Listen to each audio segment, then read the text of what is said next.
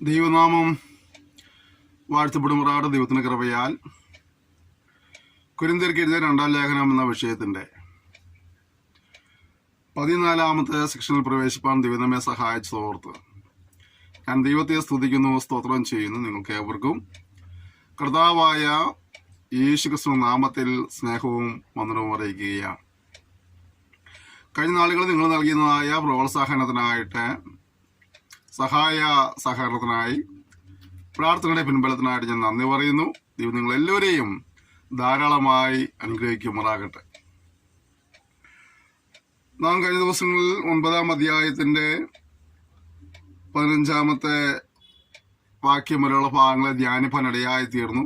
ഇന്ന് 10-ാം അധ്യായത്തിന്റെ 1-ാമത്തെ വചനം മുതൽ നമ്മുടെ ധ്യാനം ആരംഭിക്കുകയാണ്. നിങ്ങൾ സമക്ഷത്ത് താഴ്മയുള്ളവനെന്നും അകലത്തിരിക്കെ നിങ്ങളോട് ധൈര്യപ്പെടുന്നവനെന്നുമുള്ള പൗലോസായ ഞാൻ ക്രിസ്തുവിന്റെ സൗമ്യതയെയും ശാന്തതയും ഓർപ്പിച്ച് നിങ്ങളെ പ്രബോധിപ്പിക്കുന്നു. ഞങ്ങൾ ജഡത്തെ അനുസരിച്ച് നടക്കുന്നുവെന്ന് നിരൂപിക്കുന്ന ചിലരോട് ധീരത കാണിപ്പാൻ ഞാൻ ഭാവിക്കുന്നു. ഞാൻ നിങ്ങളുടെ അടുക്കൽ വരുമ്പോൾ അങ്ങനെ ഖണ്ഡിതമായ ധൈര്യം കാണിപ്പാൻ ഇടവരരുത് എന്ന് അപേക്ഷിക്കുന്നു. ഞങ്ങൾ ജഡത്തിൽ സഞ്ചരിക്കുന്നുണ്ടെങ്കിലും ജഡപ്രകാരം പോരാടുന്നില്ല. ഞങ്ങളുടെ പോരിന്റെ ആയുധങ്ങളോ ജഡികങ്ങളല്ല, കോട്ടകളെ ഇടിപ്പാൻ ദൈവസന്നിധിയിൽ ശക്തിയുള്ളവ തന്നെ. അവയാൽ ഞങ്ങൾ സങ്കല്പങ്ങളും ദൈവത്തിന്റെ പരിജ്ഞാനത്തിന് വിരോധമായി പൊങ്ങുന്ന എല്ലാ ഉയർച്ചയും ഇടിച്ചു കളഞ്ഞ് ഏത് വിചാരത്തെയും ക്രിസ്തുവിനോടുള്ള അനുസരണത്തിനായിട്ട് പിടിച്ചടക്കി നിങ്ങളുടെ അനുസരണം തികഞ്ഞു വരുമ്പോൾ എല്ലാ അനുസരണക്കേടിനും പ്രതികാരം ചെയ്യുവാൻ ഒരുങ്ങിയുമിരിക്കുന്നു. നിങ്ങൾ പുറമെയുള്ളത് നോക്കുന്നു. ഇവിടെ പൗലോസ് തന്റെ ജീവിതത്തോടുള്ള ബന്ധത്തിൽ മറ്റുള്ളവർ തന്നെ കുറിച്ച് പറയുന്ന ചില കാര്യങ്ങളെ ഗണ്ണിക്കുകയാണ്. അവസാനം തന്നെ അതിനെ പറഞ്ഞൊരു കാര്യം ഇങ്ങനെയാണ്: ഞങ്ങൾ ജഡത്തിലാണ് ജീവിക്കുന്നതെങ്കിൽ തന്നെയും ഞങ്ങൾ എന്ത് ചെയ്യുന്നില്ല? ജഡപ്രകാരം പോരാടുന്നില്ല. ദൈവത്തിനെ സംബന്ധിച്ചിടത്തോളം അവൻ ഇവിടെ ജഡത്തിലാണ് സഞ്ചരിക്കുന്നത്. അപ്പോൾ തന്നെ അവൻ എന്ത് ചെയ്യരുത്? ജഡപ്രകാരം പോരാടരുത്. പലപ്പോഴും നമ്മൾ പല കാര്യങ്ങളെയും ജഡപ്രകാരം പോരാടി ഒരു ജയം കണ്ടെത്താനായിട്ട് ശ്രമിക്കുന്നവരാണ്. ഓർക്കേണ്ട കാര്യം, നാം എന്ത് ചെയ്യരുത്? ജഡപ്രകാരം പോരാടരുത്. ഇന്ന് ദൈവസഭയ്ക്കകത്ത് ജഡപ്രകാരം പോരാടുന്നതായ ഒരുപാട് സങ്കടകരമായ കാര്യങ്ങൾ നടമാടിക്കൊണ്ടിരിക്കുകയാണ്. അതിനാൽ തന്നെ നാം അപ്രകാരമുള്ള പ്രവണതകളിൽ നിന്ന് ഒഴിഞ്ഞ് മാറണമെന്നാണ് ദൈവം നമ്മെക്കുറിച്ച് ആഗ്രഹിക്കുന്നത്. അടുത്തത്, ഞങ്ങളുടെ പോരിന്റെ ആയുധങ്ങളോ ജഡികങ്ങൾ അല്ല. അപ്പോൾ ലോകത്തിലെ മനുഷ്യനെ ശത്രുവിനെ പരാജയപ്പെടുത്താനായിട്ട് ഇവിടെ നിന്ന് കിട്ടുന്ന പല ആയുധങ്ങൾ ഉപയോഗിക്കാം എന്നുള്ളത് ദൈവവേദനെ സംബന്ധിച്ചിടത്തോളം അവന്റെ ആയുധങ്ങൾ എന്തല്ല? ജഡികങ്ങൾ അല്ല. അവൻ ആത്മീയമായ ഒരു ആയുധവർഗം അവനുണ്ട്. ആ ആയുധവർഗം ധരിച്ചുകൊണ്ട് വേണം അവൻ ശത്രുവിനെ ജയിപ്പാൻ. കോട്ടകളെ ഇടിപ്പാൻ ഞങ്ങളുടെ പോരിന്റെ ആയുധങ്ങളോ ജഡികങ്ങളല്ല. കോട്ടകളെ ഇടിപ്പാൻ ദൈവസന്നിധിയിൽ ശക്തിയുള്ളവ തന്നെ. അപ്പോൾ ഈ ജഡികമായ ആയുധങ്ങൾ എടുത്ത് വിജയം പ്രാപിക്കുന്ന ഒരുപാട് പേരെ കാണാം. പക്ഷെ അതിനേക്കാൾ ശക്തമേറിയ ഒരു ആയുധമാണ് ദൈവത്തിന്റെ സർവായുധവർഗങ്ങൾ. അതിനേക്കാൾ ശക്തിയുള്ളത് എന്ത് ചെയ്യാൻ കഴിവുള്ളതാണ്?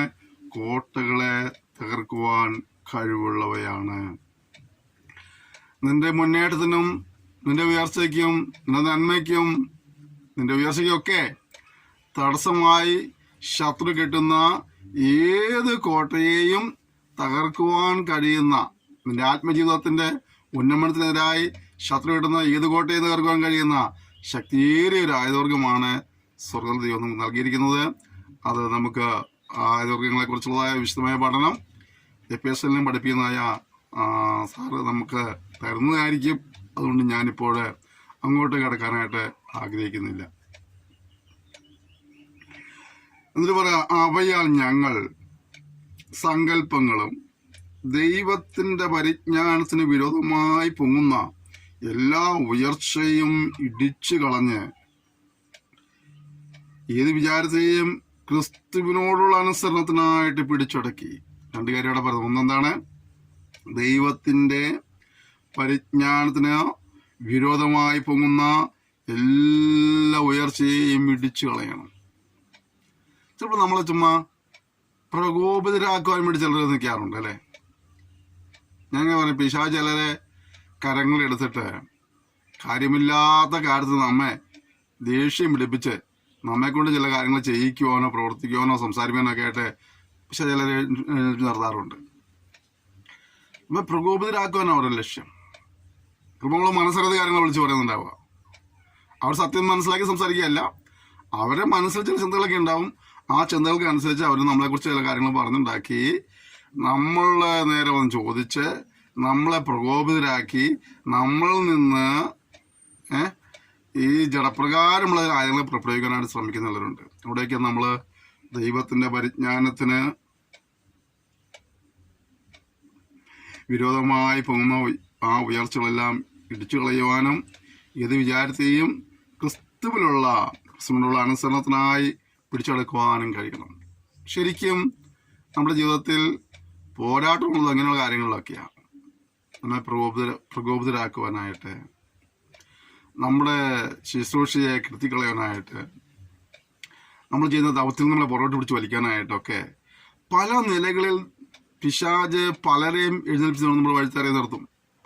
നമ്മുടെ മുന്നോട്ടുള്ള ഗമനത്തിൽ കുറേയൊക്കെ നമ്മൾ കണ്ടില്ലാപ്പെട്ടും കേട്ടില്ലാപ്പെട്ടും പോകുമ്പോഴും അതിനെ മുകളിലേക്ക് നമ്മുടെ ശ്രദ്ധ ക്ഷണിക്കാനായിട്ട് അതിനേക്കാൾ ഭീകരമായ പല കാര്യങ്ങൾ കൊണ്ടൊന്നും നിർത്തുകയാണ്. എന്താ ഒരു ലക്ഷ്യം? നമ്മൾ ചെയ്യുന്ന ഈ ശുശ്രൂഷയിൽ നിന്ന്, നമ്മുടെ ക്രിസ്തീയ ജീവിതത്തിൽ നിന്ന് നമ്മെ തെറ്റിക്കുക, ലക്ഷ്യം തെറ്റിക്കുക മാത്രമേ ഉള്ളൂ. എങ്ങനെയാണ്? നമ്മളെ ഒന്നെങ്കിൽ പ്രകോപിതരാക്കി, അല്ലെങ്കിൽ നമ്മളെ ചവിട്ടി താഴ്ത്തി, നമ്മളെ മനസ്സ് മടിപ്പിച്ച്, നമ്മൾ നിരാശപ്പെടുത്തി, എങ്ങനെയെങ്കിലും ഒക്കെ നമ്മൾ ആയിരിക്കുന്ന ഈ പദവിയിൽ നിന്ന്, പിശാചിന്റെ തന്ത്രമാണ് ദൈവവേദന അറിയുന്ന പദവിയിൽ നിന്നാണ് തള്ളിയിടുക എന്നുള്ളതാണ്. അങ്ങനെ പല നിലകളിലും ചിന്തിക്കും. ഞാൻ കുറച്ച് നാളുകൾക്ക് മുമ്പ് ഒരു കാര്യം നിങ്ങൾ ഓർമ്മിപ്പിച്ചിരുന്നു. കർത്താവായ യേശു ക്രിസ്തു ക്രൂശിൽ കിടന്ന സമയത്ത്, ക്രൂശിൽ നിന്ന് ഇറങ്ങി വാ, നീ ഞങ്ങളെ രക്ഷിക്കേ, നീ എല്ലാവരും രക്ഷിക്കുന്ന ആളല്ലേ, നീ ആദ്യം നിന്നെ രക്ഷിക്കേ, പിന്നെ ഞങ്ങളെ രക്ഷിക്കല്ലേ. കേട്ടാല് എന്താ ശരിക്കും വെല്ലുവിളിക്കുക. എന്താ എന്നെ പോലെ ലക്ഷ്യം? കർത്താവായ യേശു ക്രിസ്തു ക്രൂശുമരണം മരിക്കാൻ തന്നെ ഭൂമി വന്നവനാണ്. അതായത് ശത്രുക്കളെ ഓടിച്ചിട്ട് പിടിച്ച് ക്രൂശിച്ചതല്ല, അതായത് അതിനുവേണ്ടി തന്നെ ഭൂമിയിൽ വന്നു. പക്ഷേ ആ ക്രൂശിൽ നിന്ന് തന്നെ ഇറക്കി തന്റെ പക്കൽ ദൈവം ഏൽപ്പിച്ചതായ ആ ശുശ്രൂഷ നിവർത്തീകരിക്കാതെ അതിലൂടെ ജയമെടുക്കാൻ പിശാച് ശ്രമിച്ചോട്ട് വെല്ലുവിളിക്കുക. ഇതുപോലെ പലപ്പോഴും നമ്മുടെ ജീവിതത്തിലും ഇങ്ങനെയുള്ള കാര്യങ്ങളുണ്ടാവും. അവരുടെ ലക്ഷ്യം എന്താ അറിയാവോ? നമ്മെ ഇതിൽ നിന്ന് തെറ്റിക്കാനാണ്. നിങ്ങൾ ഓരോരുത്തരും മനസ്സിലാക്കേണ്ട കാര്യം, ക്രിസ്തീയ ജീവിതത്തിൽ നിന്ന്, ക്രിസ്തീയ ശുശ്രൂഷയിൽ നിന്ന്, ക്രിസ്തീയ സാക്ഷ്യത്തിൽ നിന്ന്, ദൈവം നിന്ന ദർശനത്തിൽ നിന്ന്, ദൈവസ്ഥലെടുത്ത തീരുമാനത്തിൽ നിന്നൊക്കെ പിന്തിരിപ്പിക്കുവാൻ വേണ്ടി പല നിലകളിൽ പിശാച് പലതര ആയുധങ്ങൾ ഉപയോഗിച്ച് പലരെയും നമ്മുടെ മുന്നിൽ കൊണ്ടുവരും. നമ്മൾ മനസ്സിലാക്കാത്ത കാര്യങ്ങള്,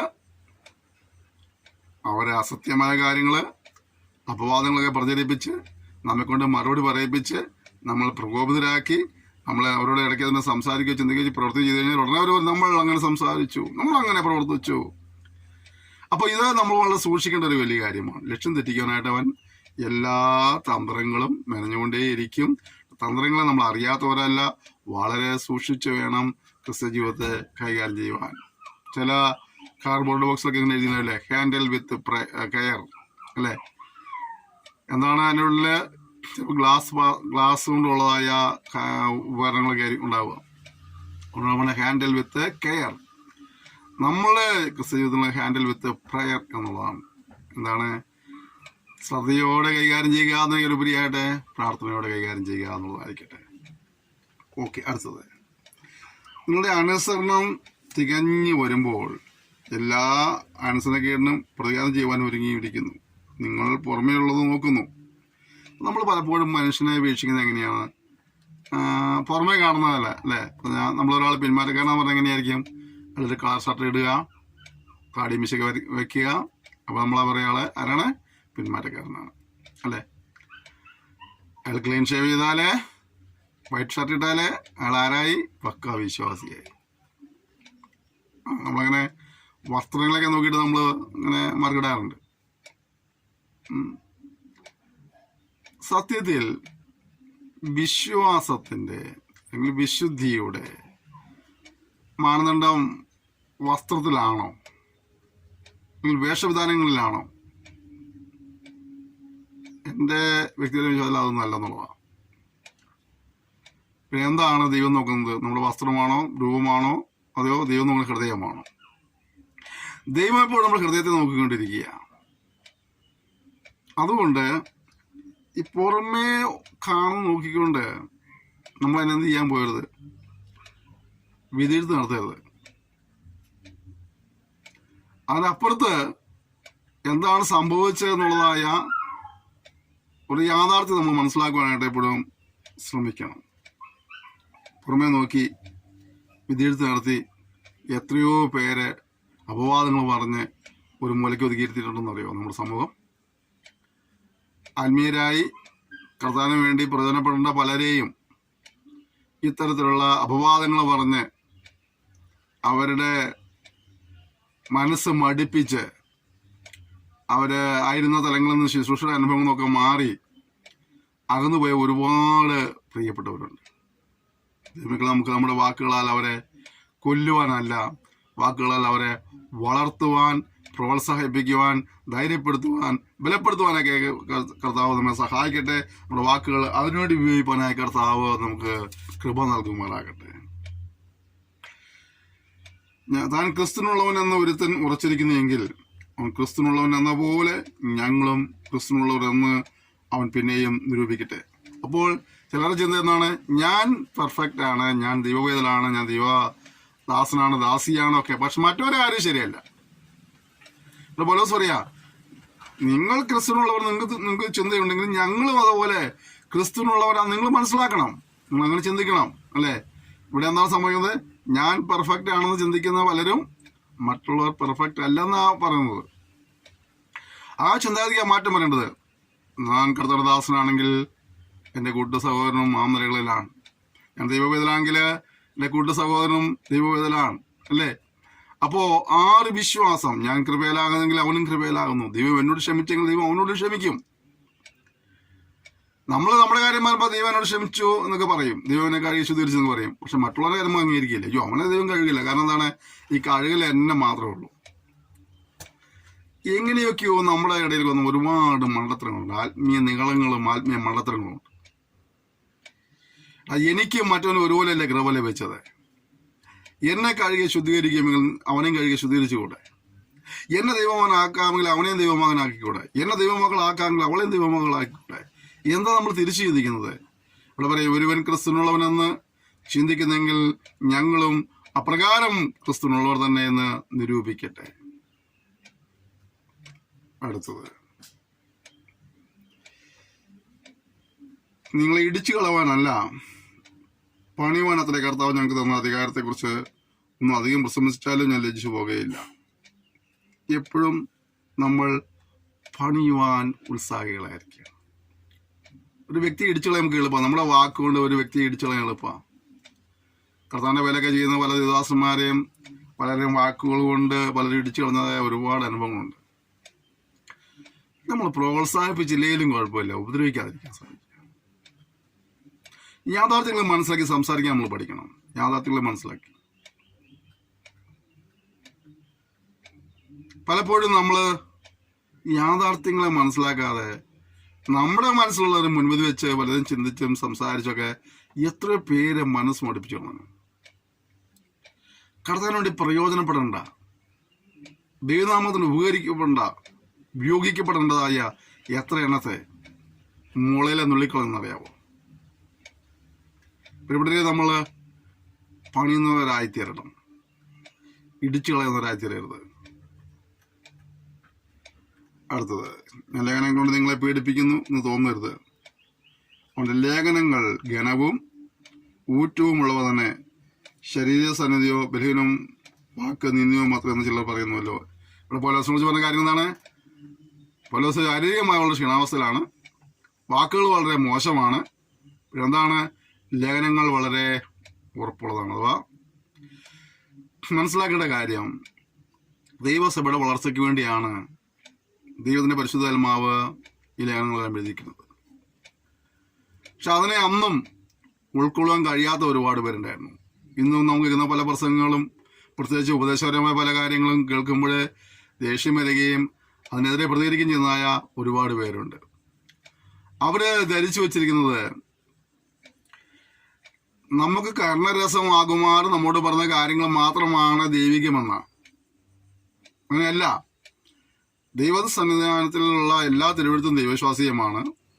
ആ ദൈവത്തിന്റെ മനുഷ്യൻ സകല സൽപ്രവൃത്തിക്കും വകപ്രാപിച്ച് തികഞ്ഞവനാകേണ്ടതിന് ഗുണീകരണത്തിനും ശാസനത്തിനും നീതിയിലെ അഭ്യാസത്തിനൊക്കെ ഉള്ളതാണ് സംഭവം. അതുകൊണ്ട് വചനങ്ങളെ ഒന്നും ഒഴിവാക്കരുത്. ആ പറഞ്ഞ ചില കാര്യങ്ങൾ കഠിനമായി പറയുന്നെങ്കിൽ നമ്മുടെ ജീവിതത്തിലെ ക്രമീകരണത്തിന് വേണ്ടി ദൈവം തരുന്നതായ ആലോചന മനസ്സിലാക്കിക്കൊണ്ട് അത് ഏറ്റെടുക്കുവാനുള്ള ഒരു വിനയം നമുക്ക് ഉണ്ടാകണം.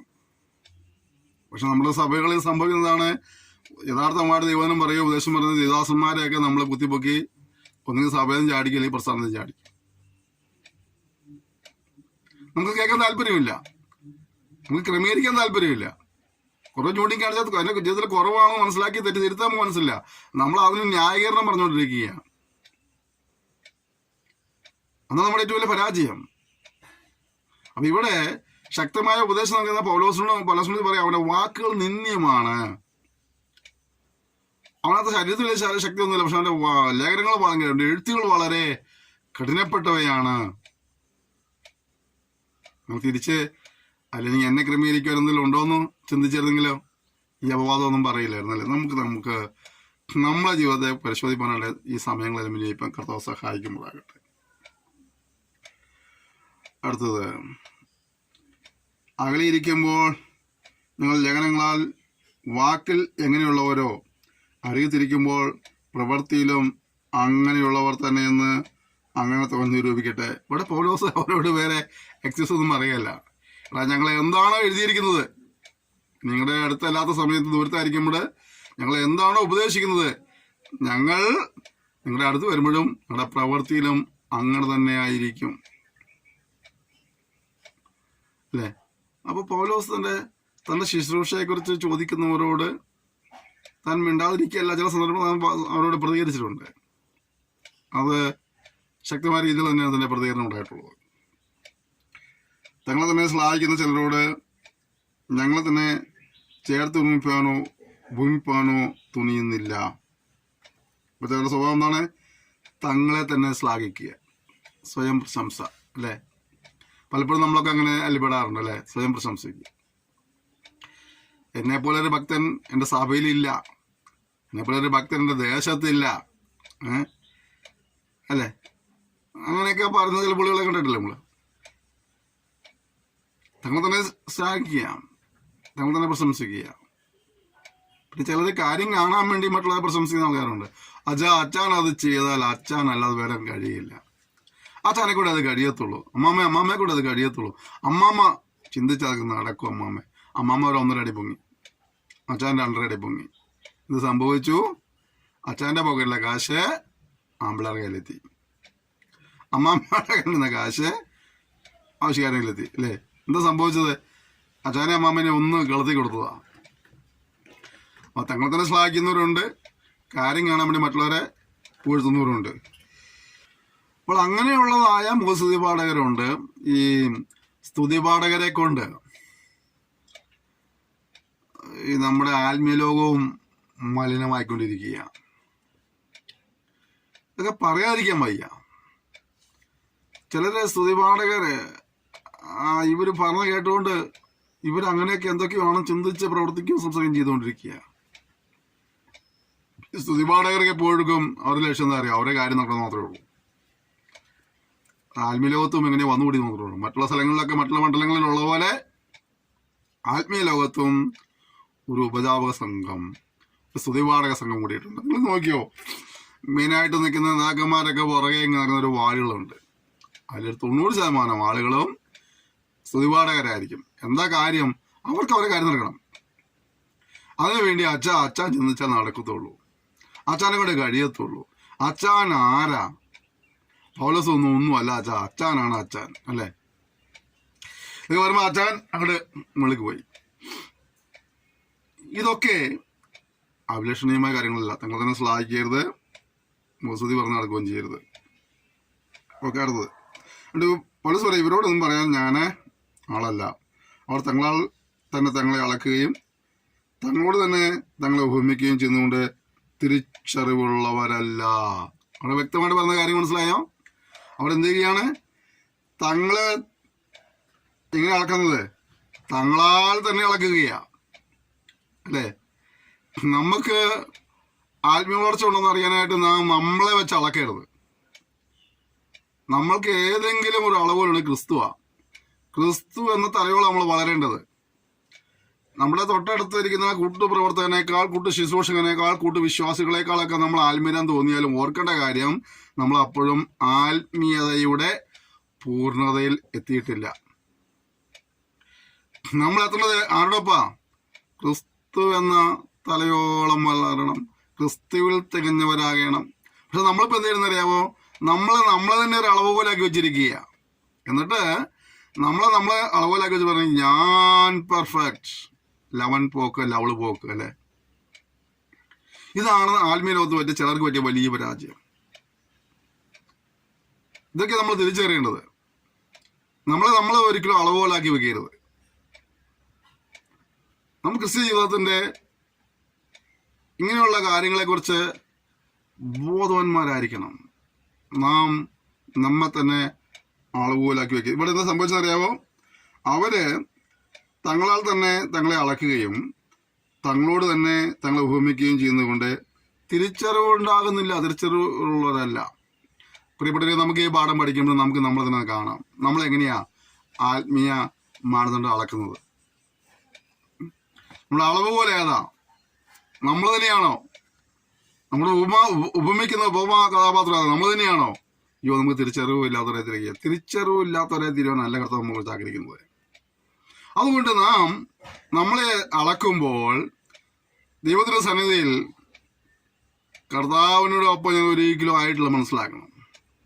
എനിക്ക് ലക്ഷ്യം അതാണ്, കർത്താവിന്റെ തലയോളം വളരുക എന്നുള്ളത്. അപ്പൊ അതിന്റെ പേരിലേക്ക് നമുക്ക് ഏതെല്ലാം തലങ്ങളിലാണോ കുറവുകൾ സംഭവിച്ചു പോയത് അതെല്ലാം നികത്തിക്കൊണ്ടുവരുവാനായിട്ട്, ക്രമീകരിപ്പാനായിട്ട്, തിരുത്തുവാനായിട്ടുള്ള ഒരു മനസ്സ് നമുക്കുണ്ടാകണം.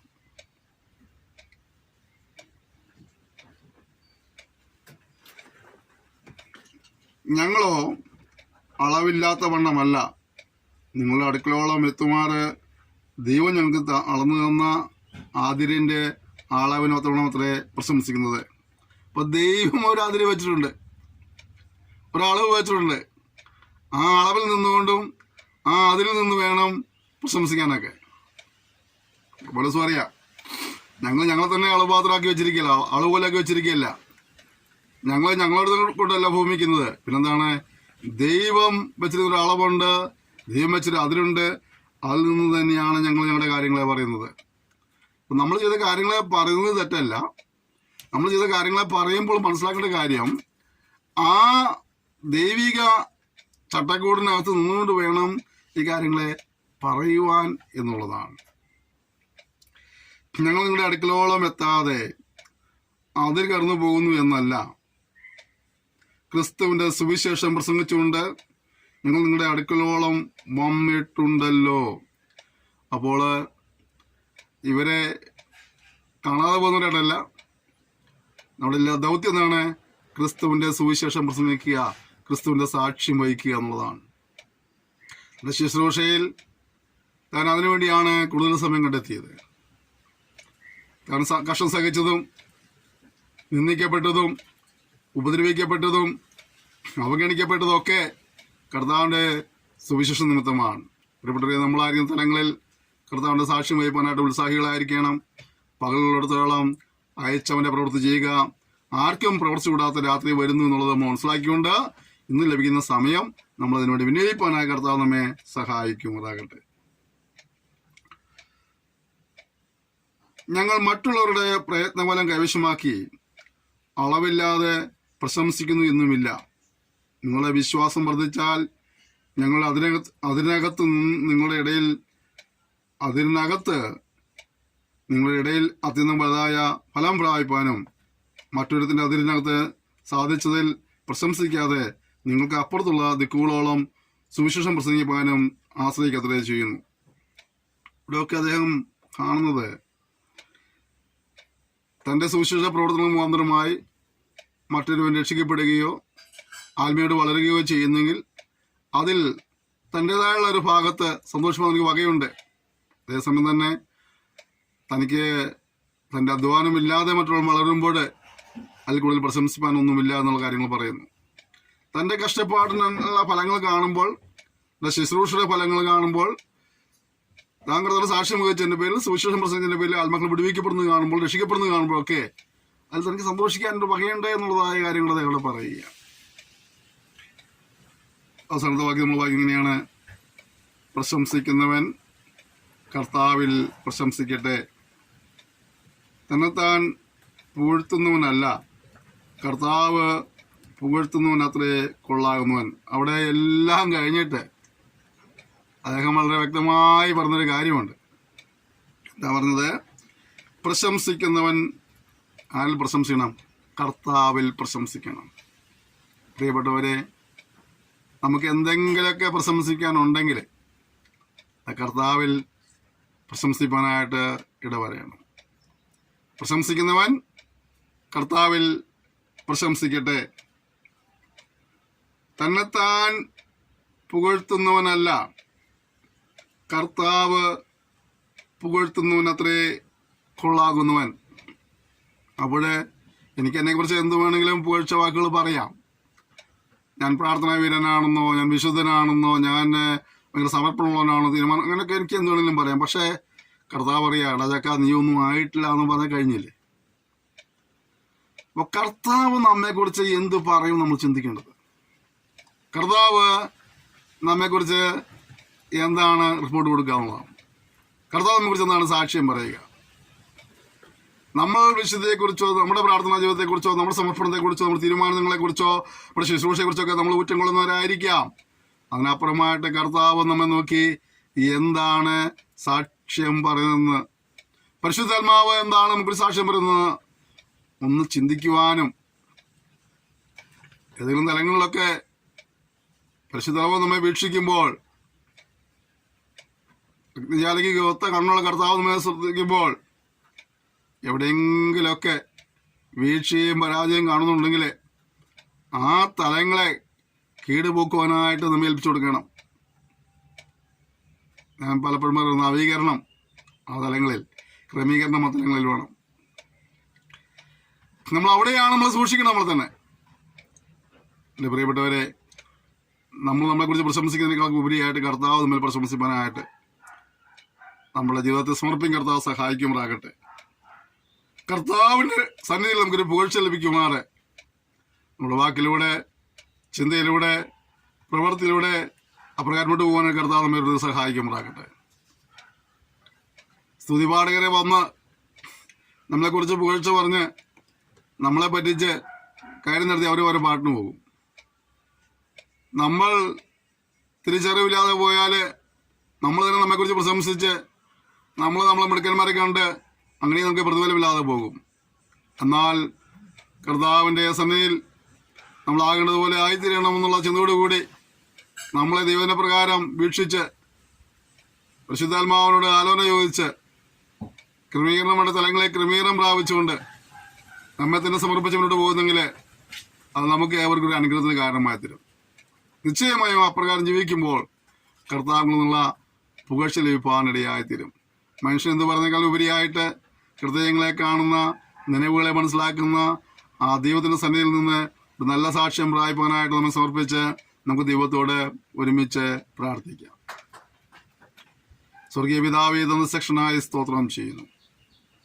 ഞങ്ങളെക്കുറിച്ച് പറയുന്നതായ പുകഴ്ചകളെക്കാൾ ഉപരിയായിട്ട് കർത്താവേ, നീ ഞങ്ങളെക്കുറിച്ച് എന്ത് പറയുന്നത് ഞങ്ങൾ മനസ്സിലാക്കുവാൻ, നമ്മുടെ ജീവിതത്തിൽ ക്രമീകരണങ്ങൾ ആവശ്യമായ തലങ്ങൾ ക്രമീകരണങ്ങൾ വരുത്തുവാനായിട്ട് കർത്താവ് ഞങ്ങളെ സഹായിക്കുമാറാകണമെന്ന് പ്രാർത്ഥിക്കുന്നു. ഈ പാഠ്യപദ്ധതിയിൽ ചേർന്ന് ദൈവം പഠിക്കുന്നതായ എല്ലാ മക്കളെ സ്ഥലം പരമേൽപ്പിച്ച് പ്രാർത്ഥിക്കുന്നു. നേരെ പെരുവരായി അനുഗ്രഹിക്കുമാറാകണമേ. കർത്താവേ, ശുശ്രൂഷ എടുത്ത് പ്രാർത്ഥിക്കുന്നവരുണ്ട്, ഇതിനെ പ്രോത്സാഹിപ്പിക്കുന്നവരുണ്ട്, സന്ദേശങ്ങൾ പങ്കുവെക്കുന്നവരുണ്ട്, പല നിലകളിൽ സഹായിക്കുന്നവരുണ്ട്. അവരെല്ലാം അനുഗ്രഹിക്കുമാറാകണമേ എന്ന് പ്രാർത്ഥിക്കുന്നു. ഞങ്ങൾക്ക് സന്നിധാനത്തിലാകേണ്ടതുപോലെ ആയിക്കൊണ്ട് കർത്താവേ, എന്ന നാമമുഖത്തിന് വേണ്ടി രാജ്യവ്യാപ്തിക്കാൻ നിലകൊള്ളുവാനുള്ള കൃപ എല്ലാവർക്കും നൽകപ്പെടുമാറാകണമേ എന്ന് പ്രാർത്ഥിക്കുന്നു.